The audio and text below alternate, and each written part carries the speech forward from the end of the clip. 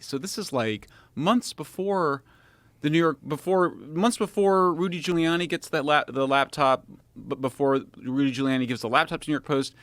Why in the hell is Aspen Institute holding a tabletop exercise to pre-bunk?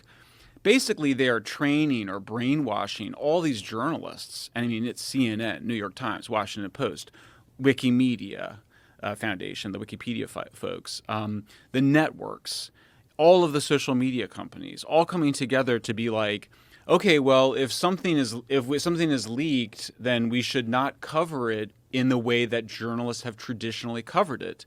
Meanwhile, Stanford University, a few months earlier, had put out a report saying reporters should no longer follow the Pentagon Papers principle. And here you have Stanford University, Aspen Institute saying, oh, no, that's all. We should stop doing that. Journalists should no longer write about leaked information in that way. Instead, we should focus on the person who leaked it. So it really sent chills up my spine. It was the creepiest thing I'd ever seen. And this is, of course, you got to remember, Aspen Institute is funded by the U.S. government. Yeah. Stanford's funded by the U.S. government. So this is, people go, oh, well, you're just, one of the responses we've got is they go, oh, you're just talking about, content moderation by private companies. No, we're talking about U.S. government-funded organizations. You can't.